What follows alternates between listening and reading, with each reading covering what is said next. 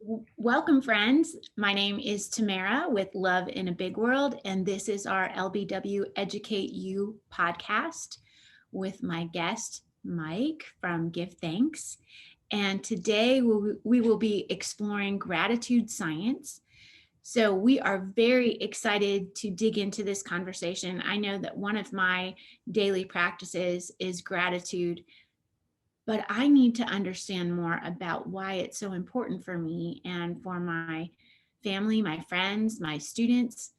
So Mike, welcome. Thank you Would, for having me. yeah, will you please give us a little background on who you are and what you're up to?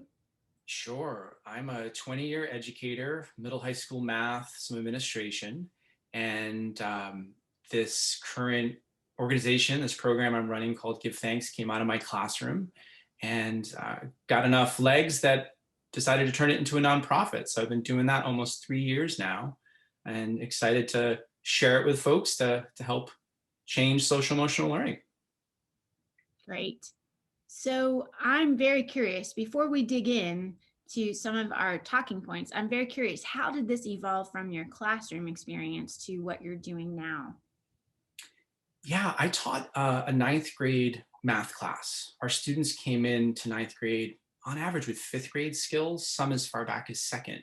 And one of the interesting things was trying to figure out how to help them accelerate so they could feel vulnerable, so they could collaborate and grow at the pace they needed.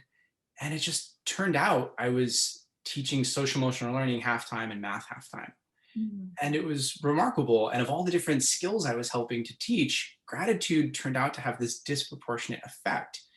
And it just allowed people to kind of take their armor off, build some trust and connection, and collaborate in really powerful and necessary ways. And so it's kind of spread from the classroom across the school. And the interesting part, which I know we'll get into, was how it allowed people who maybe were shy or, because of different identities, weren't as comfortable participating publicly, to be able to connect with each other and to form really essential relationships. So it spread across the school, then across our network of schools, and then decided to see if it couldn't go beyond that. And folks outside the school, I accidentally won a pitch contest, which is another story. And everyone kept saying, "Hey, can I use it?" I was like, "I'll get right back to you on that." And I was sitting there building a Twitter account at the moment for GiveThx and all that kind of stuff. And people started using it, and the rest is history. I decided to take a leap and leave the classroom and to try my hand at starting an organization. Wow, that's great. So I'm curious though, what do you have to give thanks about in math class? Oh man, my favorite thing was, I would say, okay, which mistake are you most thankful for making today? And the kids Mm, would look at me like I had two heads, because I'd be the guy walking around saying, okay, make sure to make mistakes. You can't learn if you're not making mistakes. And they eventually understood what I was trying to do to help build growth mindset. But it was wonderful to build this culture where students were saying, oh, I did such and such today, and I was really grateful that I made that mistake because it saved me a lot of time and I finally understood this broader thing. Or it allowed me to connect with my friend who offered to, or my friend now, because they offered to help me. So it was just one example of a lot of ways in math to help, again, be really vulnerable and to be just very growth mindset about the whole thing, and help students grow both as people but also as mathematicians. Yeah. that's great. I really like that. So tell us more about identity safety. First of all, what do you mean by identity safety, and how does gratitude science play into identity safety? Yes. So identity safety comes from two scholars, Dorothea Steele and Becky Cohn Vargas. And it basically means a classroom where students' social identities are viewed as an asset instead of an obstacle. And so when we're not intentionally colorblind at all, we honor people's stories and the different components of their identities in a very strengths-based way. So students feel a sincere sense of belonging and positive relationships so they can do the good work they're looking to do.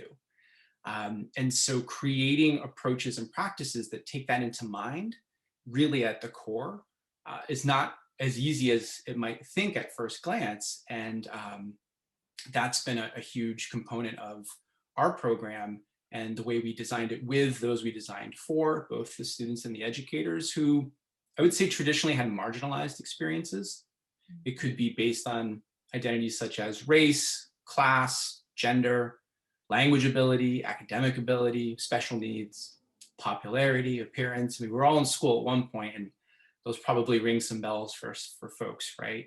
And we're all complicated people with different aspects of our identity, and yet sometimes those can be obstacles to our participation. So being able to have those parts of our identity be assets instead of obstacles is really the big piece that I'm trying to get at.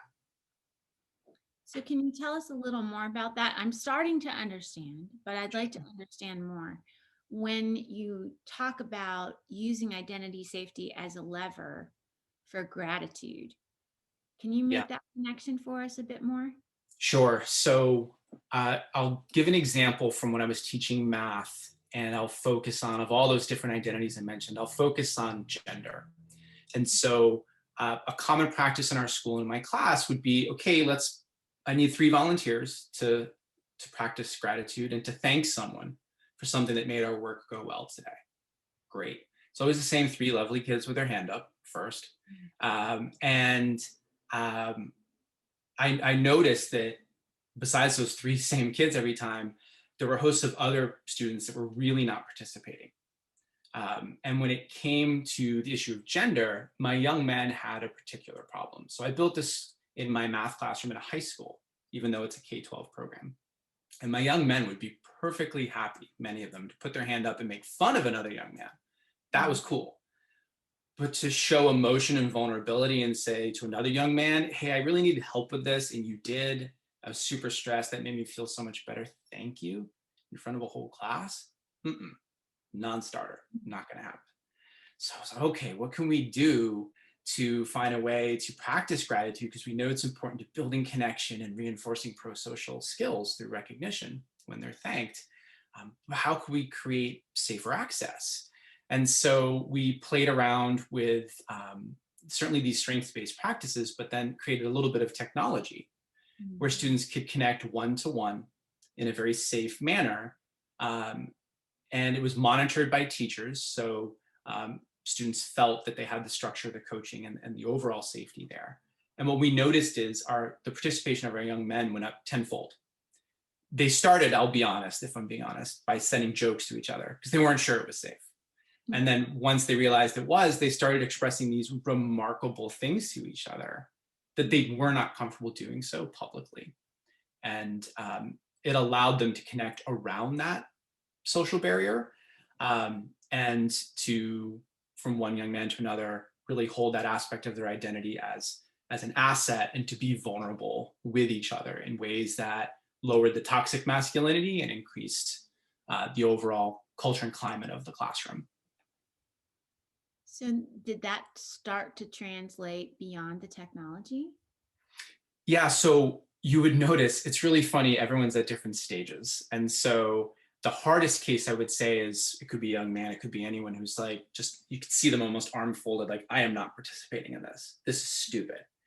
But the really interesting thing is the teacher would look and just see how often they logged into the system. And they were very much logging in to see if they were thanked. They weren't comfortable yet thanking others. And then slowly over time, they became more comfortable to the point by the end of the year, they would feel far more comfortable sharing publicly to another young man or to someone across popularity, the way people viewed popularity in the classroom. So seeing that transfer, that the technology is an assistance, but it's not the end, it's just a means, was really, really critical and heartwarming to see. Yeah. That's powerful. I have 3 kids of my own. My kids are 23, 18, and 15. My 15-year-old is a boy. Mm-hmm. And my birthday was just a few days ago. And so we were at dinner and he's just like, just commenting about my age. He didn't say anything. He didn't say happy birthday. He was just like, oh, mom, you're blah, blah, blah. And I was like, I guess that's what happy birthday is when you're a 15-year-old boy. Yeah. So it was really funny. So I can appreciate the fact that they are just like, yeah. Yeah. So I'm curious then how, I mean, I'm hearing the beauty of this and also the intricacy of this, but help us understand even greater connection between gratitude practice and the reinforcement of social emotional learning. I think building off your example as a parent is a great place to start. I feel like educators all have a brush with parenthood indirectly, though the kids don't follow them home. Right. Uh, but whether you're an educator or a parent, we certainly find time to say, hey, would you stop doing that? Of course, that's part of the job.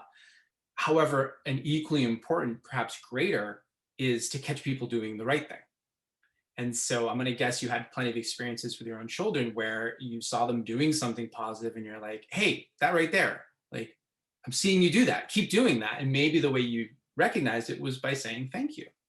And that natural form of recognition by saying thank you does reinforce the behavior, but it also communicates that you're receiving some kind of a benefit directly or indirectly, which is why it also reinforces the relationship between the person being thanked and the person thanking. And so parents use it, educators use it as a form of positive reinforcement I mean, it's the simplest theory in the world, right? Catch people doing the right thing. But what's really interesting is um, when I started teaching over 20 years ago, I was told by a mentor to get a folder. And it's this purple folder and it's around here somewhere. And to put every thank you note I ever got in it, parent, kid, colleague, whatever. Because there'd be days you'd want to open it, tough days. And it was maybe, I don't know, 4 or 5 years ago, at the end of a long day, I had it open on my desk at the end of the day. And I started moving my notes for multiple years just into piles by reason. And I couldn't tell you why I was doing it. But I started seeing this little bar graph by reasons. And one of them was patience. And I don't think of myself as a patient person. But what's interesting is I had all these people saying, thank you for being patient with me. And then they were naming the action I did that I wasn't really aware of that had that effect on them. And I started wondering, what if every student could see every thank you note they ever received in one place, sorted by reason? What could they learn? So not only would it catch people doing the right thing and reinforce that, and not only does gratitude research show it creates better friendships and relationships because you're valuing that person, but then what could you learn about yourself and the impact you're having? And then how could you grow from seeing the actual evidence? And that's the skills side that I think is so heartwarming to see, where someone at the end, the principal walks in, ninth grade boy, why are people grateful to you? I don't know, is always the response in the beginning. Exactly. Always. And then by the end, after a couple months, same principal, same kid, why are people grateful to you? And the kid's like, well, because I'm courageous and I'm helpful. And the principal's like, what? And he's like, well, yeah, you can see right here, people thank me the most for being courageous. And by that, I mean going first in groups when people are really anxious. And I always take the time to help other people. And here's my favorite evidence that shows how I had that impact. It's like, whoa. And so students be able to own that process and drive it because they're the ones recognizing, along with the educators. It's just a wonderful way to take gratitude, connect it to both well-being and skill development in just a very practical way, whether you're an educator or you're a parent. Mm-hmm. So what kinds of transformations have you seen with students and with educators who are practicing gratitude? Yeah, we've seen both from an official research study, but also just anecdotally and in numbers in the schools, big shifts in mental health. So happiness, reductions in stress, anxiety, and depression, which have been really important. Those were important before COVID, and they're even more critical now. So those are critical. We've seen increases in social emotional skills around relationship building and management, and sense of belonging, also critical. And then you'll see things like overall behavior trends improve. So fewer referrals to the office, if you will. Attendance is a bit squishy this last year. I don't know even what it means, but people are far more engaged in class. And there is a direct link to academics, which is the interesting thing on gratitude. There's this correlation between degree of gratitude and practice in a student and their performance on a GPA even. So it's kind of this superfood, I think of it as, in the character or social emotional learning world. But anecdotally, just seeing how individuals and kind of learning communities will grow and feel more healthy, positive, and connected is the ultimate outcome. Yeah. So we do want to open up for questions. If you have them, please add them in the chat. I'd like to learn more about the connection between gratitude practice and adult SEL, because we've been focusing on students. But one of the things that I have found over the years, and that I talk to educators a lot about, is that you can't give what you don't have.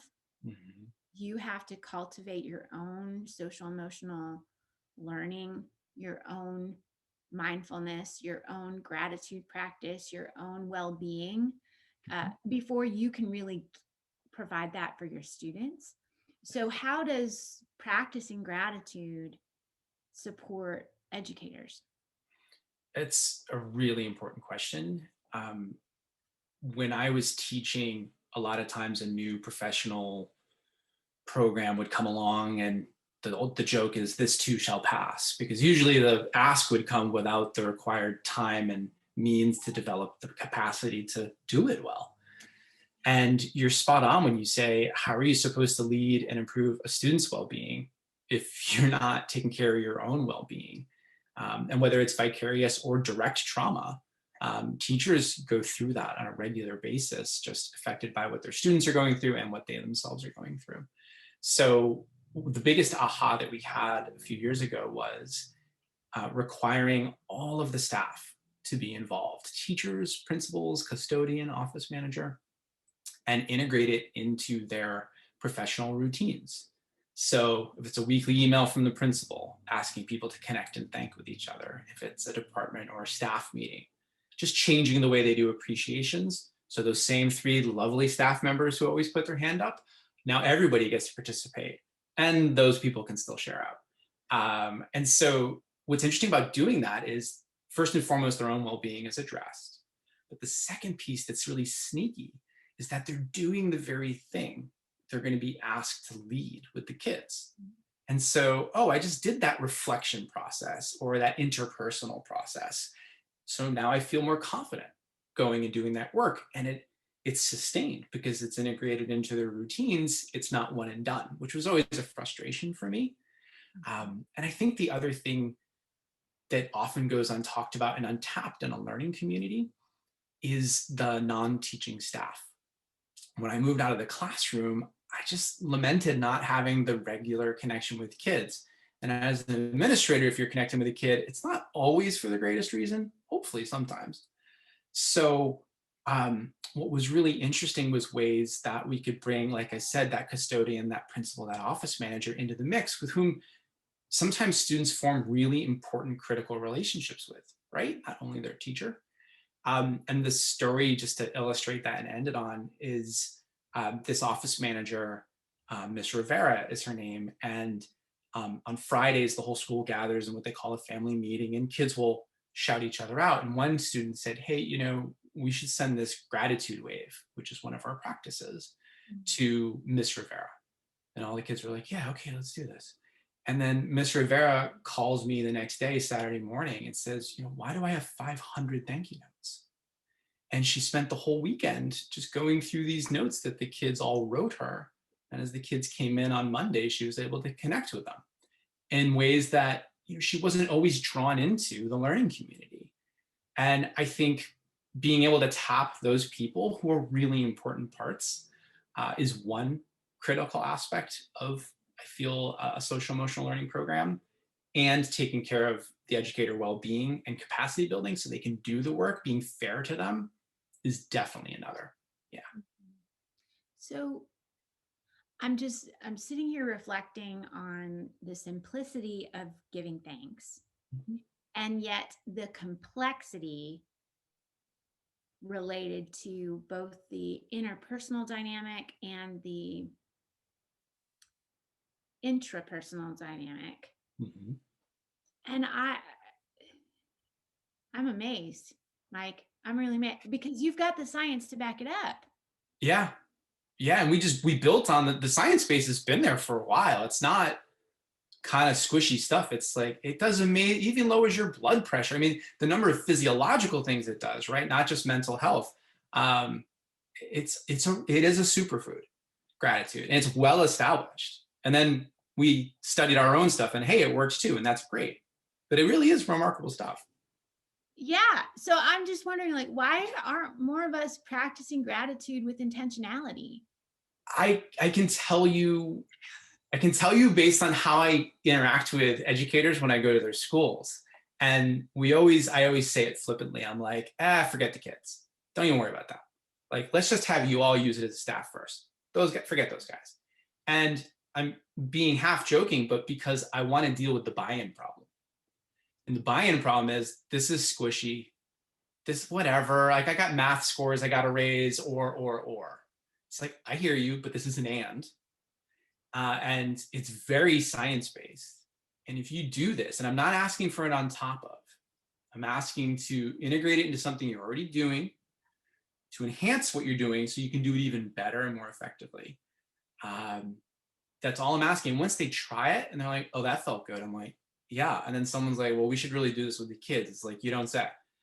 But I had to get over myself that if you build it, they will come. No. Like, I had to go to the adult learning process, and some of them are going to be naturally skeptical. They have a ton of stresses and expectations and responsibilities. And I don't have time for this hippy dippy thing or whatever. And that's very much, unfortunately, writ large about social emotional learning to some degree, depending on how you or who you talk to. Yeah. So addressing that was what I found was the hard part. Yeah. I mean, it's funny that you say that because I've had that feedback before. Like, you're really crunchy, Tamara, with this whole love in a big world thing. Right. Or you belong out in California. I mean, these are the comments that come to me. And I'm just like, no, this is about being human. This is about how can we connect one human to another? How can we honor one another? How can we create that sense of community, that sense of belonging? So, Mike, one of the things, and then we're going to take a moment to look at the chat. One of the things I'm curious about is, I mean, this came from you. So this came out of something. Tell us a little bit more about the origins of why you chose to integrate gratitude into your teaching practice and then have had this evolve into what it is today. As a learner, when I was young, I was a really shy kid. I'm actually a twin, and we're not identical, but my twin brother was the opposite. He was outgoing, he understood popularity and all that. That was not me. And so I think everyone remembers, and ironically about the social emotional learning, when people think back to their K-12 experience, it's almost always a relationship or social emotional experience that they recall. It's not the Pythagorean theorem, and I love the Pythagorean theorem. And so when I was a learner, I remember what it was like to not feel seen and to have belonging uncertainty. And I say that now, knowing how much privilege I have, which is a whole nother podcast. And when I was teaching, I felt like I could see those students because of their academic identity or other aspects who were really uncertain about their own belonging. And taking the time to help every student feel seen and appreciated and valued for who they are. Not only did I find it was critical because of my own experience, and it's something that drew me to teaching in the first place, but I also found it was one of the most practical ways to help a student learn. They'll run through walls for you if they know you believe in them, sincerely believe in them.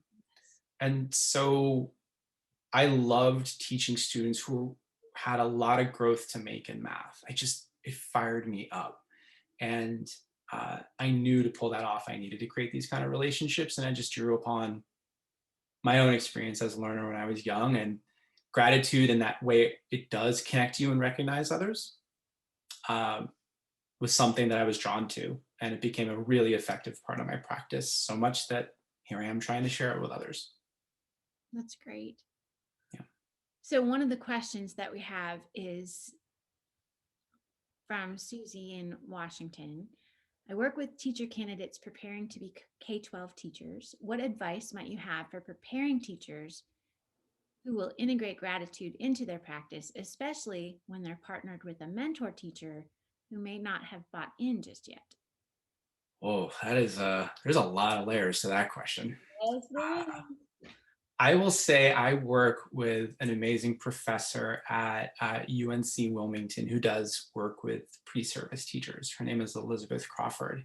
And she tries to make mindfulness and other social emotional learning aspects extremely visible. So she's not your typical mentor teacher, but even the teachers that she places her students with, when there may be some more traditional views or practices held by the mentor, and some more, let's just call them progressive practices by the mentee, we've coached people in the past to try and crosswalk them. And so let me just give an example because it's much clearer.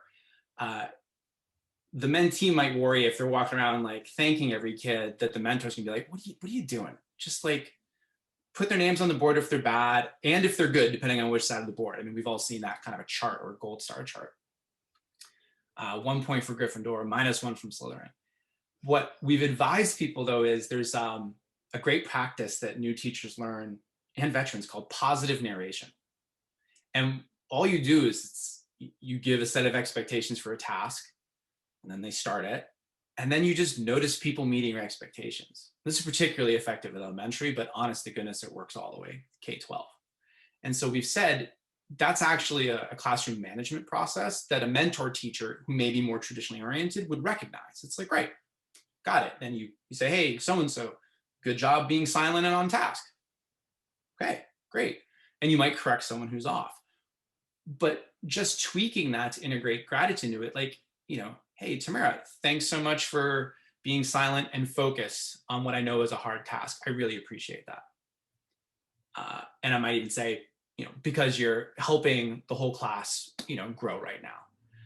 Just tweaking it to start to integrate it into an established and recognized and accepted by the mentor activity is the sneaky way that we've had people start to do it. Or another one is process checks. We've had people at the end of partner or group work do these painful verbal process checks. Okay, what's one thing that went well in the group today? Right, it's bad. But established practice that would be taught to pre-service teachers by a mentor. And we said, great, do it. Same thing, but let's just tweak it. Let's have the kids thank each person in the group for one behavior that made the work go well. You're doing the same thing, but you're framing it in, Tamara, you did this and I got this benefit. Thank you for that. So it integrates it in very practical, thoughtful, somewhat sneaky ways that are complementary and not at odds with a mentor who may push back. That's great. I love this specific positive affirmation. Yeah. And I will say one of the things that adults have been freaked out most by is they're saying, hey, can I approve every note before the kids get them? And I know where that comes from. Like, it comes from a place of concern and making sure everything's appropriate. But our answer is no. You can see them and respond and deal with it if you have to. And our theory is because, we can't bubble wrap kids and we want them to make good decisions, and you can help them if they make bad ones. And pushing the locus of control, the agency, onto the students, they're the ones thinking. Yes, you too are as an adult, you're participating and you might facilitate certain things, and they get to decide a lot of the time who they want to thank and how they want to thank them. Scares the heck out of a lot of educators. But it's a really important shift, I think, as we gently continue in that direction of being more student-centered, where they can have practice opportunities that are authentic, where they will make mistakes. But again, it's not, I'm in control, 1 point for you, -1 from you. It's the students are really driving the culture climate at that point in ways that if I tried to hold it alone, I'm never going to reach that top level of potential. So just thought I would add that piece too. oh, that's great. That is so good. Well, Mike, how can people get in touch with you? They can go to the website. It's just www.givethanks.org, and that's thanks spelled THX as an X-ray because we're edgy, or just search GiveThx. And there's a little form there they can fill out, and we're always thrilled to connect with folks and let them try it. And all of our practices and our little curricular pieces, people can access and use as well. So if anyone wants them, they're there, they're open, they're free, knock themselves out. We'd love to support them. Great. Well, we want to thank you all for joining us today for the LBW Educate You podcast.